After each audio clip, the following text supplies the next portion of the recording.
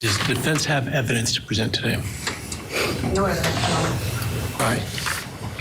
Does the defense wish to make argument today? We do not wish to make arguments. Mr. Kohberger, along with his legal team, is prepared for the court to enter judgment proceedings. All right, Mr. Kohberger, you have an opportunity to make a statement if you wish to. I take it you are declining. I respectfully decline. There it is, Bryan Kohberger. He had a chance to address the court and the families that were there at the sentencing hearing, and he respectfully declined and was sent off to prison for the rest of his life. We're getting more details now coming to light about Kohberger and his phone activity after the murders, according to people.com. The quadruple killer called mom multiple times after killing Madison Mogen, Kaylee Goncalves, Xana Kernodle, and Ethan Chapin. According to a forensic expert, Heather Barnett, she analyzed his phone and his devices. He called his mother at 6:17 a.m. on November 13th, 2022. That's less than 2 hours after the murders. Then again, for 54 minutes at 8:03, when he returned to the crime scene, you remember, in the 9 o'clock hour. He's on the phone with his mom while he's back at the crime scene. So a question to our panel today is, what's going on with mom? And he calls her mother. In fact, mother and father are what he has in his phone for his parents. Here to discuss, Prosecutor Anton Bell, psychotherapist and CEO of Life Counseling Solutions, Dr. Janie Lacy, and civil attorney Ben Chu, also here. Happy Friday to all of you. All right, Dr. Lacy, what's your take? He calls mother and father, that's their names. In fact, when he texts at one point, he texts his father and says, "Father, why didn't mother answer the phone?" I know you don't have a ton of information, but the weird level to a layman is going through the roof for me. What's your take from a professional stance on just his interactions with mom and dad after a quadruple murder? Well, Ted, I have several theories about what happened, but what we're seeing here is someone who just committed one of the most heinous acts, right, that's imaginable, yet his response is to seek what I would see as comfort and connection with his primary attachment figures. And, that can suggest a few things. So, first, despite committing this mass murder, he's still operating from a place of emotional dysregulation where he needs, in particular, probably a maternal soothing. And, the other part that I would suggest is that, he doesn't understand and fully grasp the gravity of what he's just done, right? A healthy person, quote unquote, would understand that calling anyone, especially family, could implement them. So to me, his behavioral points to someone who compartmentalizes this extreme violence, which we know, while also maintaining what we would see as normal emotional needs, especially when someone has more of a childlike emotional development system, Ted.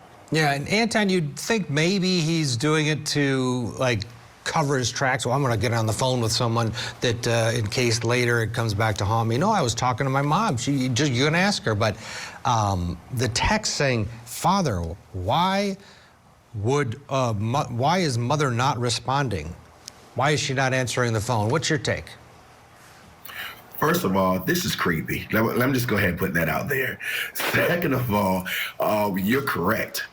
This guy is strategic in some of the things that he's doing, because if you notice also, he turned his phone off during the time frame in which he committed these acts, and his battery was on 100%. So he knows what he's doing concerning certain behavior to kind of cover up or try to minimize what someone may be able to say if they get a lead that he may be the individual that committed this act. So yes, I could see him clearly being able to say, "I was talking to mom. I was talking to dad. I normally talk to mom. I normally talk to dad around this time." And when they did a forensic analysis of his phone, he did talk to his mom quite a bit on a regular basis. So this would be normal behavior. Yeah, Ben Chu, it's like out of the movie Psycho, Hitchcock, it was Ed Gein was the vision for that for Hitchcock. What's your take overall on this, and why are we obsessed with any little Kohberger detail? I think we're obsessed with every detail because it seems so mysterious why he would kill these 4 innocent college students. So I think we all want to know. I personally would love to hear from the parents, not that they're responsible for their son's actions, but I think it would be very helpful to the victims and very helpful to analysts like Dr. Lacy to find out more about their son and why he may have done this. Absolutely, yeah, it's a good point. And then that sentencing hearing, Mom was there along with, I believe, his sister. Dad was a no-show. He was there for the initial court appearance in Pennsylvania, but did not travel to be there. And she was very emotional, was Mom. Kohberger also, according to multiple sources, is not happy with this whole jail thing, his prison life. It's supposedly miserable. Inmates are tormenting him at night, all hours of the day, taunting him through the vents in the cell, according to a former homicide detective who has knowledge of his treatment. A spokesperson for the Idaho Department of Corrections couldn't confirm the accusations here. I mean, it makes sense, right? You're talking about a guy that has been front page news for a long time, and people waiting, just waiting at the Maximum Security Prison there in Idaho. Ben Chu, you know, people are going to be like, good, fine, you know, torment the hell out of him. Yeah, I think that's right. He's not going to find a lot of sympathy in any quarters, but obviously the prison's going to have to adhere to its standards, and to the extent that he needs physical protection, at least, I'm sure they'll do that. As far as baiting from the other inmates, I'm not sure what, if anything, they can really do about that other than put him in solitary confinement. But again, very little sympathy for him.